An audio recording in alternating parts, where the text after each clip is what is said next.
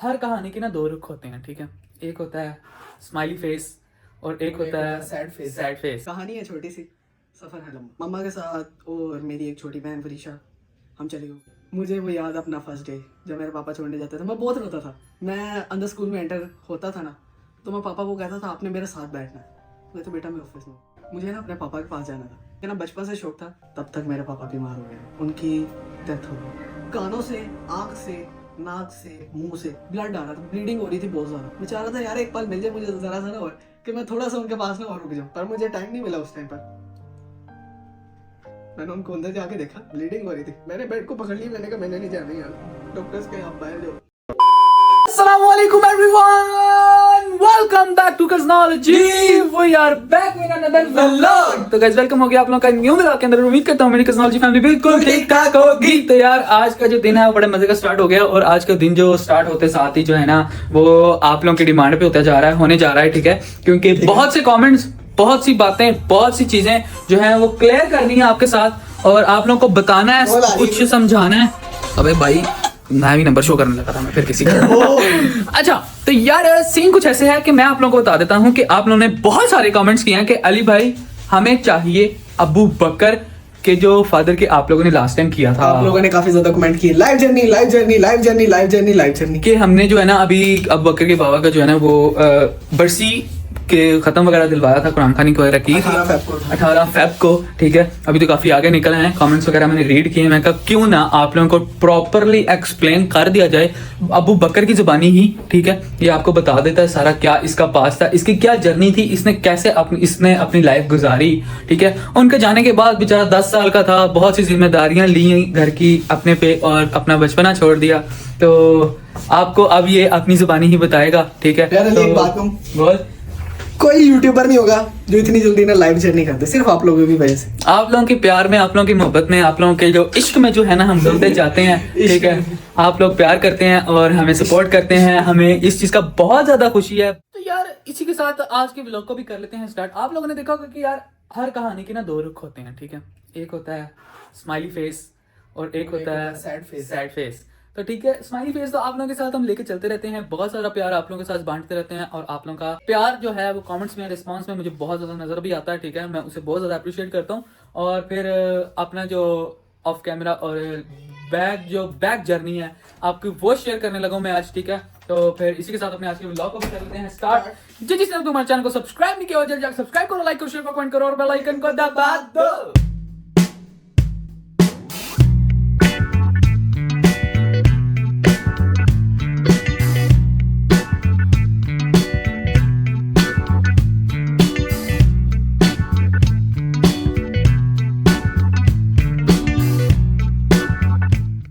वो अबू बकर की बारी आने वाली थी, तो मैंने कहा अभी जो है नीचे से आवाजें पड़ने लगी हैं, अली भाई अली भाई अली भाई। तो 2-4 बच्चे हैं, ठीक है, इन्हें व्लॉग में ले लेते हैं। हाँ जी भाई, क्या हाल चाल है, ठीक हो? नाम क्या आपका है?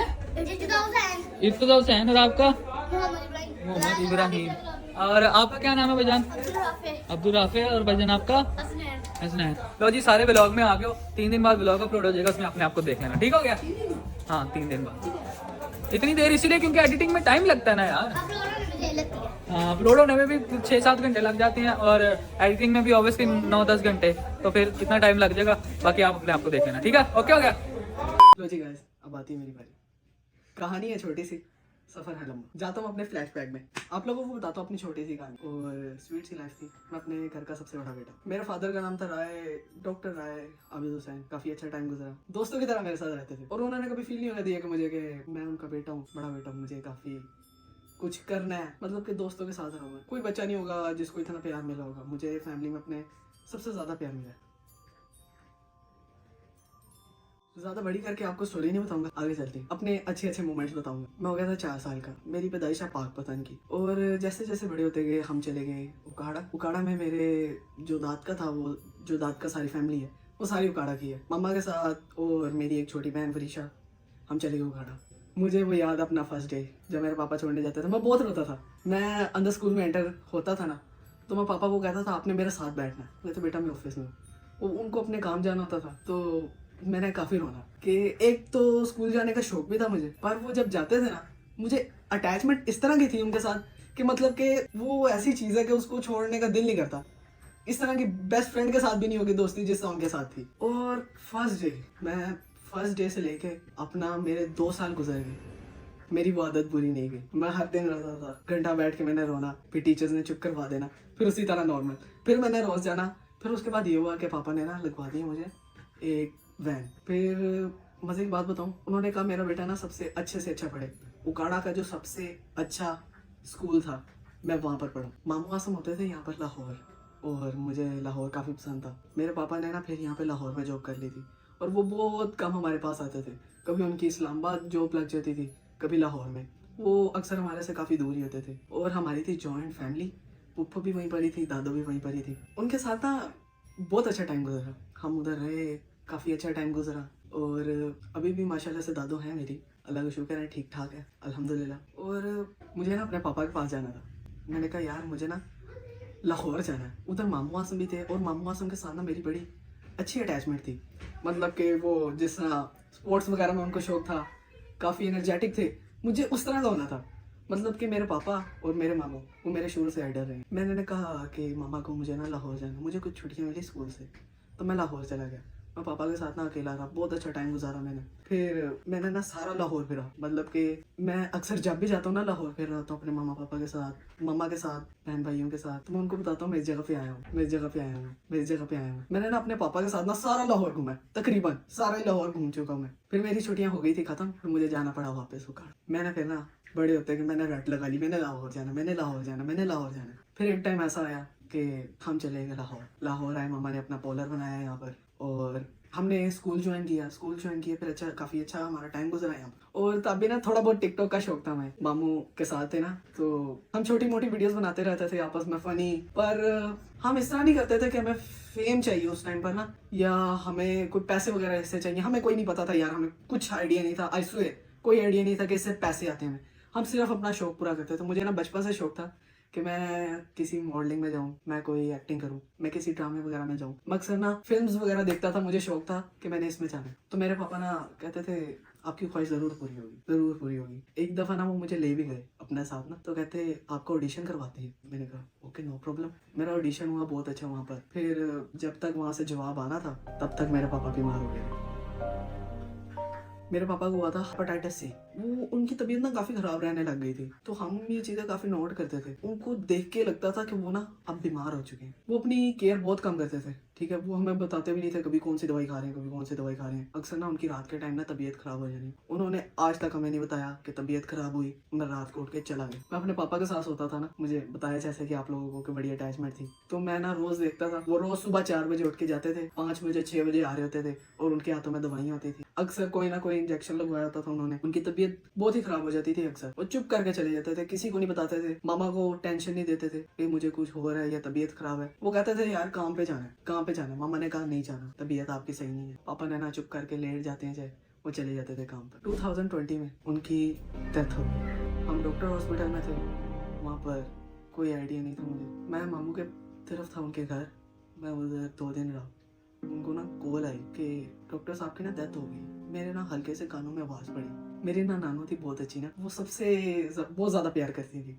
उनको हम कहते थे अम्मी। उनकी ना उस टाइम पे आंख का ऑपरेशन हुआ था, तो मामू आसम ने मामी सदफ को कहा किसी को पता नहीं लगने देना, अम्मी को भी पता नहीं लगने देना। मामी सदफ उस टाइम पे रोई, तो हमारी अम्मी के कान में आवाज़ चली गई। उनके आंखों का जो ऑपरेशन हुआ था वो बीच में आंसू गिरते रहे, और जो ऑपरेशन हुआ था वो ज़ाया गया, उनकी आंख खराब हो गई। वहाँ पे मैंने ना उस चीज़ को इग्नोर करते हुए कहा, मैंने कहा नहीं ऐसा नहीं हो सकता, ऐसा नहीं हो सकता। मैं अपने मामू के साथ हॉस्पिटल गया ना, तो मेरी दादो मेरी पुप्पू बैठी रो रही। मैं उनकी शक्लें देखूँ, ये क्या हो रहा है यहाँ पर यार, मुझे कुछ समझ नहीं आई। मैं उस टाइम पर तकरीबन 10 साल का था। मैंने कहा मुझे अंदर जाना, अंदर क्या है, अंदर जाना, मुझे अंदर क्या है, अंदर जाना, मुझे अंदर क्या है। मुझे अंदर जाने नहीं दे रहे थे, क्योंकि ना उनको कानों से, आँख से, नाक से, मुँह से ब्लड आ रहा था, ब्लीडिंग हो रही थी बहुत ज़्यादा।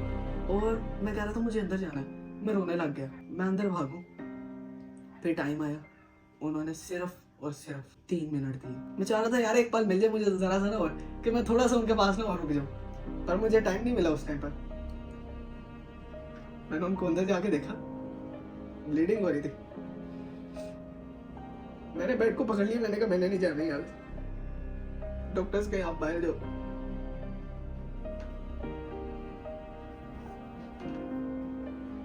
मैं जा नहीं रहा था, मेरे पापा का बेटा तो मुझे खींचा था, बेटा चलो डॉक्टर बोल रहे हैं दोबारा आ जाएंगे। उन्होंने उनको ना वेंटिलेटर पे रखा हुआ था। मैं देख रहा था वो उनकी सांसें चल नहीं रही थी यार, तड़प से रह रहा हूँ। हम आ गए रूम से बाहर और मम्मा के पास जाके बहुत रोए। मैंने बताया उनको ना ब्लीडिंग हो रही है बहुत ज्यादा अंदर, पापा को ना वेंटिलेटर से हटा लो, उनको तकलीफ हो रही हो। 3 घंटे और इंतजार किया वेंटिलेटर पे। डॉक्टर्स कहें ये दवाई लानी है वो दवाई लानी है, हम थक गए। एंड पर आके रात का टाइम हो गया था, मेरी पुप्पो गई अंदर और मेरी बड़ी पुप्पो के हस्बैंड थे। मैंने कहा मुझे अंदर जाना है। उन्होंने मुझे ऊंची आवाज से बोला चुप करके बैठ जाइए। मैं बैठ गया। मेरी जो छोटी पुप्पो थी वो अंदर जाके साइन कर गई पेपर्स पे। वो अंदर से ना हारी हुई रोती हुई आ रही थी। मैंने उनकी शक्ल देखी तो उन्होंने ना नहीं में जवाब दी। मुझे पकड़े, मैं रोऊं बार बार कोने में जाऊं। फिर वो नीचे आए। मैंने कहा यार एक दफा दोबारा देख लेते, एक दफा ना थोड़ा और प्यार कर लेता उनको, कुछ और टाइम गुजार लेता उनके साथ। पर किस्मत में ऐसी लिखी थी। फिर वहीं से हम डायरेक्ट चले गए उकाड़ा, क्योंकि पापा, जैसे आप लोगों को बताया, पापा की भी मेरी पैदाइश उधर की है, तो दांत का वगैरह सारा उधर का ही है। अभी भी उनकी कब्र वहीं पे ही है। टोटल आज 5 साल हो चुके हैं। 18 फेब को उनकी बरसी, 5 साल हो चुके उनको फोत हुए को। फिर हम उनको ले गए थे उकाड़ा वहाँ पर उनको गुसल वगैरह दिया। फिर 10 बजे फेब 19 को 10 बजे जनाजा था। जनाजे पर उनको ले गए। मैं भी चाहता था जिसमें लोग कंधा दे रहे थे ना जनाजे पर, मैं भी कंधा दूं, पर उम्र छोटी थी मेरी। किसी ने ना आने नहीं दिया कि मैं उसको पकड़ूं पर के कंधा दूं अपना। मेरा दिल कर रहा था कि कोई हाथ ना लगाए, मैं ही उठा कर ले चलूं, पर छोटी सी जान थी, कर नहीं सकता था सब कुछ। वहाँ पर जनाजा वगैरह पढ़ाया, फिर कब्रिस्तान ले गए। कब्रिस्तान में ना मट्टी जब डाली ना पकड़ कर, तो कुछ ऐसा फील हो गया कि बहुत कुछ छोड़ के जाऊंगा, बहुत कुछ। मैं आधा घंटा बैठ कर वहाँ पर रोया। वहाँ पर मामू आसन थे, उन्होंने चुप करवाया। मेरे एक और मामू थे, मामू साकिब, जो सबसे बड़े मामू, वो उन्होंने मुझे चुप करवा दी। मुझे नहीं पता, मैं गाड़ी में बैठा हूँ, मुझे नहीं पता कि मैं कब सोया। ठीक है, मैं जब सो गया ना, तो आप लोगों को मैं बताता हूँ, मैं जब कुल थे ना परसों, उसके 1.5 या 1-2 दिन बाद कुल थे, मैं उस दिन जाकर उठा। मुझे नहीं पता कि उस दिन क्या हुआ, मुझे अभी भी याद नहीं है कि वो दिन मेरा किस तरह से गुजरा। मैं जब से सोया था उसके बीच में मैंने उठा था, खाना खाया था या नहीं खाया था मुझे नहीं याद। मैं जब उठा अगले दिन तो कुल थे, पापा के कुछ दोस्त आए थे, उनसे मैं मिला, फिर ऊपर आके बैठा। तो उसके बाद थोड़ा शॉर्ट करके बताता हूँ, उसके बाद आ गया था 40वां था, सादा था। वहाँ पे ना मम्मा की उसके बाद इद्दत स्टार्ट होनी थी। यहाँ पे मुश्किल स्टेज थी कि अपने घर वापस लाहौर जाए या यही अपने घर ही उकाड़ा रहे। बट मामू ने कहा मैं अपनी बहन को अपने साथ रखूंगा। मैं एक किस्म का ना कंफ्यूज था कि क्या होगा। मेरा स्कूल लाहौर में, पर मेरा बचपन उकाड़ा में गुजरा। मेरा सब कुछ लाहौर में है, मेरी यादें उकाड़ा में है, पर मैं अपनी अच्छी जिंदगी लाहौर में गुजार सकता हूँ, पर मेरा पास्ट उकाड़ा में है। समझ नहीं आ रही थी कि उस टाइम पे मैं क्या करूँ, पर ये सोचा जो होना चाहिए था। वहाँ पर मेरी नानो थी, उनके हाथ पैर कांपने लगे कि क्या हो रहा है। काफ़ी बड़ा मामला बना कि उन्होंने कहा कि दादो ने कहा कि ये अपने घर में गुजारेगी ना इधर, तो मामू ने कहा नहीं ये साथ ही जाएगी। तो कर आगे ना मामू हमें ले गए। तो मैं ना एक दादो से जब मिलके गया ना, तो मुझे वो चीज़ नज़र नहीं आ रही थी कि वो इस तरह से मिल रही है। मुझे ऐसा लग रहा था मैं छोड़ के जा रहा हूँ, और चला गया। फिर मेरी मम्मा की इद्दत गुजरी। इद्दत के बीच में रमज़ान आए। रमज़ान में आपको पता है कि काफ़ी चीज़ें लानी होती है, और मैं एक 10 साल का लड़का था जिसके पास एक साइकिल थी जो सारे काम करने थे मुझे। फिर मम्मा की इद्दत आ गई थी, रमज़ान गुजर रहे थे, तो मैं ना काफ़ी छोटा था यार, तो मुझे ना सामान वगैरह लाना था। तो मेरी उम्र काफ़ी छोटी थी, तो 10 साल की उम्र में इतनी सी जिम्मेदारियाँ आ गई थी, मुझे समझ नहीं आ रही थी कि मैं क्या करूँ। रमज़ान आगे मेरी मामा की इद्दत थी और मैं काफ़ी छोटा था। मैं अपना खेल कूद को छोड़कर अपने आप को बड़ा होता देख रहा था, मैं चोर मान रहा था। मैंने तो अपनी खेल कूद मस्तियाँ तो एक किस्म से छोड़ ही दी थी। मैंने कहा यार ये चीज़ें ना मर गई हैं, मज़ा नहीं आता इन चीज़ों में। बचपना से लगता है ये कोई जिस तरह से ये ना अनमेच्योर लोग काम करते हैं इस तरह से ना, तो मुझे ना लोग कहते थे बेटा अब आप ही बड़े, आपने अपनी मम्मा को देखना, आपने अपनी मम्मा का बाजू बनना है। फिर मैंने ठान लिया क्या मैंने कुछ ना कुछ बनना है, मैंने पढ़ना है। मेरी मम्मा भी पढ़ी हुई है, मेरे पापा भी पढ़े हुए हैं, उन्होंने भी काफ़ी अपनी अच्छी स्टडी की, वो डॉक्टर थे, एक काबिल डॉक्टर थे, और मुझे भी बनना था। मैं ये नहीं कहता कि मुझे डॉक्टर बनना है, क्योंकि मैंने देखा वो कितनी तकलीफ में थे उस टाइम पर। उन्होंने कितने अच्छे से अपनी ड्यूटी निभाई, कितनी ज़्यादा ड्यूटी की, कितने लॉन्ग टाइम की ड्यूटी की। मैं देखता था उन्हें, मुझे ना मतलब कि उनका भी एक ना इंटरेस्ट था कि बिजनेस में कि मैं अपना एक क्लिनिक या हॉस्पिटल बनाऊं, पर उनको उस तरह से टाइम नहीं मिला। कि हमें अधूरा छोड़कर वो साइड पे फोकस करें।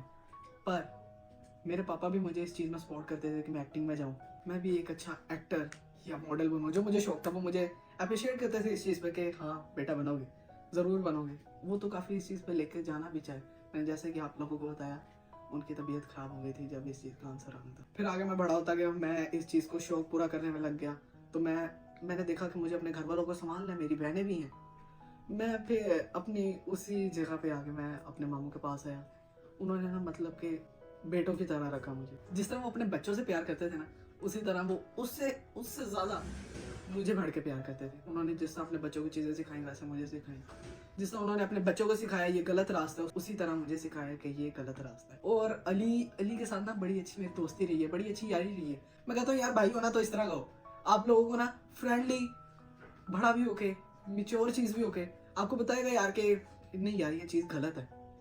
और दोस्त बन के भी बताएगा, आपका हम उम्र टाइप कि हंसेगा साथ खेलेगा। मतलब कि ना वो मेरे से बड़ा है पर उसने आज तक अपना बड़ापन नहीं दिखाया या अपने आप में बड़ा नहीं दिखाया, यार मैं बड़ा हूँ कि तू थोड़ी उम्र में मेरे से छोटा है तो ज़रा नीचे ही रहा कर। नहीं, उसने कभी नहीं किया। वो मेरे साथ बराबर में रहा है, दोस्तों की तरह रहा है, भाइयों की तरह रहा है। मुझे बाहर कभी ज़रूरत नहीं पड़ी कि मैं इस तरह का दोस्त बनाऊँ। ठीक है, अगर जिस तरह की बात करनी हो ना मैं अली के साथ करता हूँ। और फिर हमारे साथ यही रही कि हमारी कज़न की बॉन्डिंग बहुत अच्छी थी। हम कज़न्स एज कज़नोलॉजी आप लोगों के सामने आए, हमने अपनी बॉन्डिंग आप लोगों को शो की, हमने दिखाया कि हम लोग कितने प्यार से रहते हैं। आप लोगों को अपना शुगर मेला दिखाया कि हम किस तरह का शुगर मेला लगाते हैं। इसी तरह से शुरू से रहा हमारे साथ। और ये आपके सामने कोई स्पेशल से नहीं आ रहा शो के कि हम फ्रंट ऑफ कैमरा इसी तरह से रहते हैं, शुगर मेला लगाते हैं बस, ऑफ कैमरा बिल्कुल भी नहीं, ऐसा बिल्कुल भी नहीं। हम आपस में बहुत प्यार में रहते हैं। अब जो है ना मैं अपने पापा के और अपने सारे ड्रीम्स पूरे करूंगा। आई होप सो कि वो खुश होंगे मुझे देख के कि अपनी लाइफ में ना मेरा बेटा सेटल्ड है, खुद से किसी पे डिपेंड नहीं हुआ। मैं ये चाहता हूँ कि वो प्राउड फील करें कि उसको किसी, मैं आप लोगों को बताता हूँ मेरे पापा भी ना छोटी उम्र के थे, 16 साल के, जब उनके पापा फोत हो गए थे। तो मैं भी इसी तरह छोटी उम्र में था। उन्होंने भी अपनी चीज़, अपनी लाइफ को हैंडल किया और देखा सारी दुनिया को। मैं बड़ा हुआ, मैंने अब जाके ये दुनिया को देखा, ये कैसी है, किस तरह से होती है दुनिया, कि अब जाके मैंने देखा है। यार अब मैं चाहता हूँ कि मैं एक्टर और मॉडल और बिजनेसमैन बनूँ। वो कहते हैं ना कुछ पाने के लिए कुछ खोना पड़ता है। थैंक यू, आप लोगों ने मेरी स्पीच सुनी, शुक्रिया। तो लो जी यार, आप लोगों ने देखी और सुनी आज अबू बकर की स्पीच ऑफ हिज लाइफ कि उसने अपनी लाइफ में क्या क्या कुछ फेस किया और क्या क्या कुछ नहीं दिखा। मैं आप लोगों को, मैं कसम से साइड पे बैठ के रो रहा था जब ये बात कर रहा था, बट मैंने कहा नहीं यार, मैं वीडियो में जाके इसका जो है ना वो मैं रिदम नहीं तोड़ना चाहता कि वो इतने दिल से आप लोगों के साथ लगा हुआ है। और ये प्यार ही है जो आप लोगों के साथ हम बांटते फिरते हैं। ठीक है, आप लोगों के प्यार से ही आज हम खुश हैं। ठीक है, आप लोगों की सपोर्ट से हम खुश हैं। और जितना कुछ हमने पीछे पास में खो दिया और उससे बढ़ के हमने बहुत कुछ अचीव किया, आप लोग मिले हमें और हमने अपनी न्यू लाइफ स्टार्ट की। बकर ने अपनी न्यू लाइफ स्टार्ट की। तो उम्मीद करते हैं आप लोगों को हमारा आज का जो इस सफर में ना यार आप लोगों की सपोर्ट की जरूरत है, जितना सपोर्ट हो सके करो। अच्छा यार कहीं पे भी हमें मिलो ना तो आके ना गले मिल जाया करो यार, सुकून मिलता है। आओ जरा, आप लोगों के सपोर्ट से ही हम आए आगे, तो बस कभी भी अगर नजर आ जाए ना आके हक कर जाया करो यार आकर। ठीक है, अंडरस्टैंड कर रहे हो ना फीलिंग्स को। तो इसी के साथ अपने आज की व्लॉग को करते हैं एंड। जिसने हमारे चैनल को सब्सक्राइब नहीं किया होगा जाके सब्सक्राइब करो, लाइक करो, शेयर करो, कमेंट करो और बेल आइकन को दबा दो। नहीं, आगे क्या करें, जो दिल करता है वो करो, लाइक करना, सब्सक्राइब करो, ठीक है, नहीं करना ना करो, जो दिल आप लोगों का करता है वो करें। हम आप लोगों को कोई नहीं कह रहे, आप लोगों को कोई फोर्स नहीं कर रहे कि आपको जबरदस्ती कह रहे हैं कि करो ना करो, जो दिल करता है वो करो। शुक्रिया। East and the west, Because knowledge is the best.